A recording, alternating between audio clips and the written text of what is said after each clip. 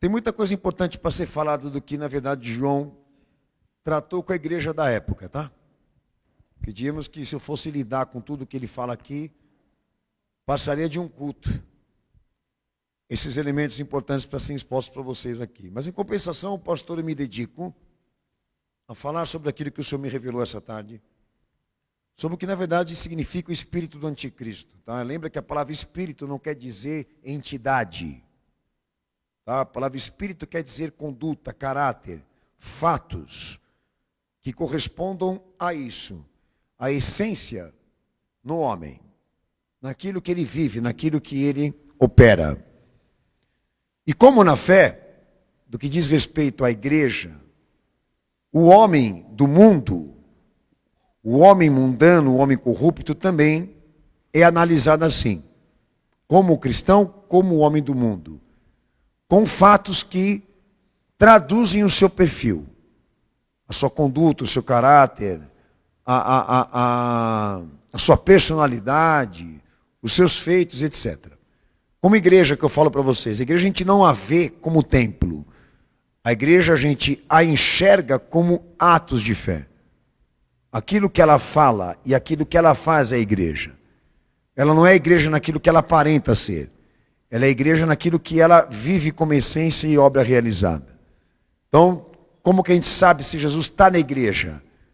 Por meio daquilo que ela fala e por meio daquilo que ela cumpre. São esses atos que vão, na verdade, conferir e testemunhar se ele está ou não. Assim como também o diabo no homem. É a mesma coisa. Então é com base nesses padrões de conduta, de caráter, perfil, personalidade, que você chega a essa conclusão. A origem e a procedência dessa pessoa. Se ela vem de Deus ou não. Se Deus está nela ou não. Como João mesmo tratou aqui. Mas eu vou me dedicar exatamente a me voltar a esse parecer. Aonde está o anticristo, né? Porque alguns até, na verdade, se dedicam a investigar quem seria este homem. Que, na verdade, será um homem. É um personagem, já anunciado pelas Escrituras. Mas há muita coisa para se falar sobre isso, que diremos que não gera uma atenção só especial para saber quem é ele. Mas principalmente para saber quem o irá coroá-lo como rei universal. Quem são os seus apoiadores? E o perfil desses homens também. Mas em compensação eu quero começar por esse fator importante, da importância da escatologia na vida da igreja e na vida do cristão. Escatologia quer dizer a doutrina das últimas coisas. Quando o Senhor ele se prontifica com a igreja dele, com os seus discípulos, pronunciar à igreja os acontecimentos finais desse mundo e dessa época que confirmariam a vinda dele e o retorno dele para o arrebatamento da igreja. Esses pronunciamentos da parte de Cristo que se confirmam na nossa época, que se cumprem na nossa época, é o que legitima o messianismo de Jesus. Ele está ausente em nosso meio, mas ao mesmo tempo presente, porque aquilo que ele cumpriu se mantém vivo. E vivo de que forma? Porque se comprova por si mesmo. Porque evolui. Porque se cumpre na nossa época. Porque aquilo que ele falou lá atrás pode ser visto por você hoje. Então, mesmo na sua ausência, ele está presente na igreja. Por meio desses anunciamentos e pronunciamentos que, obviamente, podem ser testemunhados por qualquer um de vocês. E eu me refiro aqui à doutrina das últimas coisas, ou da consumação, ou do fim das épocas. E existem 3 detalhes importantes sobre escatologia que a gente defende no estudo e na pregação, que é a questão da introdução, da compreensão e atualização desses pronunciamentos. A igreja vive ou não o acontecimento de Cristo até uma consumação? Essa é a minha dúvida, nem todos. Nem todos desfrutam dessa visão panorâmica e ampla dos acontecimentos de Deus redentivos dentro da história humana. Muita coisa está acontecendo nesse mundo agora, que confirma a volta de Jesus e o arrebatamento da igreja, mas muitos não estão enxergando. Não estão vendo. E por quê? Por falta de informação é que não é. Eu quero começar por esse primeiro detalhe. A questão da introdução. Da igreja incorporar essa doutrina e entender e compreender isso, como ela tem que se comportar diante desse cenário, do que o mundo é hoje. O Senhor lá no texto de Lucas 21, verso 30 ao 31, nós vamos ler. Tá? Olha a preocupação que o Senhor expressa aí. De que tudo que ele falou sobre esse mundo e sobre a consumação das épocas e dos tempos era importante para formar a fé e a conduta daqueles que querem ser salvos por ele nesse processo de consumação. Ou seja, as coisas estão acontecendo lá fora agora e ele quer dizer à igreja que é preciso que ela se oriente dentro de uma incorporação doutrinária, ou seja, de uma conduta já estabelecida por ele, para que ela não se corrompa, para que ela não se perca. Jesus quer deixar claro o que quer, que existe uma doutrina de comportamento, que ele confiou à igreja dele na terra, que ela precisa saber conduzir e administrar a redenção. E dentro dessa doutrina, a preocupação de que isso seja incorporado por todos nós. A visão desse julgamento, do que é o mundo, do que está no mundo e para onde ele se dirige agora. Como acontece hoje com a igreja evangélica. Que ao invés dela ter um comportamento referente ao mundo, de entender e compreender que ele caminha para um juízo e para uma condenação com Deus, e ela assumir o ministério de avisar, alertar, evangelizar, ela vive a evolução industrial com o mundo e as expectativas de um mundo novo. Pô, mas que história que é essa? Como nos dias de Noé, disse o Senhor, assim também será no evento da glória dele, na consumação com a igreja. A mesma natureza ministerial, o mesmo caráter, a mesma posição, a mesma prontidão. Ou seja, a igreja tem um chamado e ela não pode de maneira nenhuma misturar as coisas. E quando fala-se de fé, fala-se de posição. Fala-se de conduta, de interpretação, de entendimento e compreensão das coisas. Mas a igreja evangélica hoje ela esboça, ela testemunha exatamente inúmeras contradições, e uma delas realmente é essa. Pregar a esperança e o avanço para uma coisa que já está condenada por Deus. Porque avança e progride no evangelho de Cristo outra coisa, não é o mundo. É aquele que se salvou por ele. É aquele que se converteu. E cadê a coragem para a igreja falar isso? Então notem vocês a importância da escatologia na vida da igreja.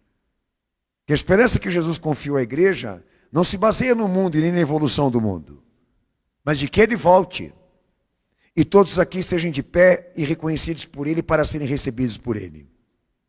E você está? Segundo ponto, eu falei da introdução, é a compreensão disso.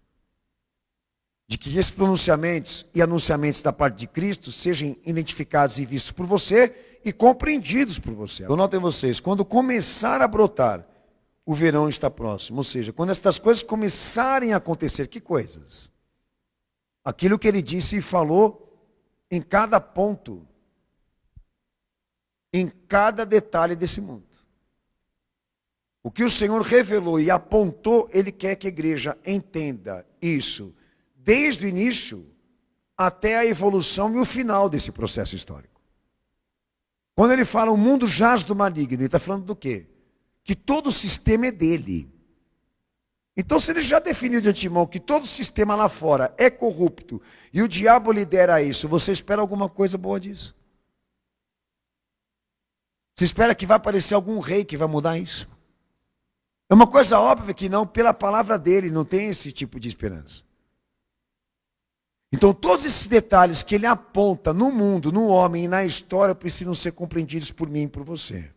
Tem que ter lógica. Tem que ter ciência. Tem que ter compreensão. Tem que ser um fato. Não pode ser uma dedução. Exemplo, a ONU hoje é um fato. A ONU hoje é uma estrutura supranacional e internacional que vai engolir as repúblicas. E vai ser a obra final de tudo que já aconteceu a nível político nesse mundo. Isso é lógica. Isso não é uma dedução. Então tudo na ciência dele tem comprovação. E atinge o amadurecimento máximo disso. Então, quando essas coisas começarem a acontecer em nível máximo de perfeição, você já fica sabendo que ele está prestes a se manifestar pela segunda vez para arrebatar a igreja dele. Enquanto isso não atingir no nível máximo, não espere por ele. Porque a escritura tem que se cumprir. Lá no texto de Mateus 24, versos 42 ao 44, o Senhor fala mais um texto sobre isso, da necessidade não só de introduzir a doutrina da escatologia dele na igreja, como também a compreensão dos seus pronunciamentos e cumprimentos. Igreja, acompanha para mim. Mas considerai isto, se o pai de família soubesse a que vigília da noite havia de vir o ladrão, vigiaria e não deixaria minar a sua casa. Por isso, estáis vós preparados também, porque o Filho do Homem há de vir a hora em que não penseis. Daí o Senhor ele faz uma alusão. Se você sabe que o bandido vai entrar na tua casa, essa noite você vai dormir, não, você não vai descansar, você vai ficar de pé esperando por ele para se defender. O que ele quer dizer com isso? Que no momento que a igreja ela tem um nível de compreensão das coisas que estão acontecendo nesse mundo, a interpretação dos tempos, das épocas, como Jesus orientou e doutrinou, ela sobe de nível máximo, vigilância e posição. Se ela não tem compreensão e não tem entendimento de nada, tudo isso passa desapercebido por ela, como que ela vai poder ter a prontidão de vigilância do que diz respeito à vinda dele e à volta dele? Essas coisas não estão sendo pregadas, elas não estão sendo anunciadas e não estão sendo compreendidas pelas pessoas. Como é que vai ser? Ele está pedindo aqui a incorporação da doutrina e a compreensão dos seus pronunciamentos, porque sem isso, ele volta e a gente fica. Aí vem a indignação. Quando a gente vive um momento onde a ciência humana chega ao extremo e ao máximo disso, da substituição de Deus nos homens, da escravidão e dominação humana, a igreja atual continua estimulando os seus fiéis a acreditar na ciência.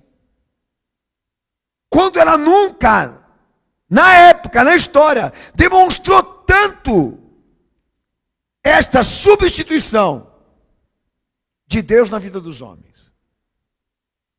Para que a igreja chegasse a essa conclusão, é poder demais na mão dos homens. É poder demais na mão de uma minoria. Eles sobem de tribuna e de púlpito para incentivar ainda mais aqueles que estão aqui a acreditar que Deus usa a ciência e Deus usa os homens. Onde está a compreensão disso? Nem pela lógica. Que até aqueles que não têm nada a ver com a fé e com a Bíblia têm a opinião de que o que nós estamos vivendo agora é alarmante a nível de dominações e escravidão. Agora vejam só vocês. A igreja corporativa, ela cumpre o seu papel. Já a igreja de Cristo, ela é inverso. Por ela não ser corporativa e não ter comprometimentos políticos, ela se posiciona em não só detalhar esses pronunciamentos, como também fazer a igreja compreender cada um desses detalhes. Quem é o anticristo? Quem é? E por épocas, a igreja tratou o anticristo como uma mitologia e, quando não muito, um personagem místico. E é lógico que ela não ia se aprofundar nesse tema, de que o anticristo é um personagem político, como também sistêmico, porque ela ia se revelar como o protestantismo, que foi um mecanismo de emancipação para a maçonaria. Agora vejam só vocês, ela não pode abrir o jogo, porque se ela abrir o jogo ela vai se entregar. Então o que ela trabalhou? Ela trabalhou exatamente nessa ideia de que o anticristo e a marca dele fosse uma representação mística, um poder, uma força espiritual, alguma coisa do tipo, uma tatuagem, alguma coisa esotérica, e para não dizer em alguns, uma doença, um fanatismo, porque ela cumpre o papel de igreja corporativa. Esse é o papel da igreja do esquema. Já a igreja fiel, não. Eu estou só dando um exemplo. Ela se posiciona a apontar para onde Jesus apontou os acontecimentos finais desse mundo e ajudar aqueles que estão aqui a ter a compreensão disso, do que está se cumprindo e da forma como as coisas estão cumprindo Escritura. Aí vem um terceiro detalhe que eu falei aqui. Olha para você ver, é só um resumo do quanto isso é importante para nós e do quanto é sério essas pessoas que não têm suporte, não têm auxílio, não têm ajuda. Elas estão caindo nas presas e não há quem interceda por elas, caramba. A maioria é cego, condicionado, influenciado a acreditar nesse mundo e nos homens que governam essa terra, pô. Que é um bando de pederasta e satanista. Agora, você tem que se sensibilizar, você não concorda? A igreja gravou DVDs de escatologia com explicação e fatos. Começa a cobrar geral. É o que eu aconselho você.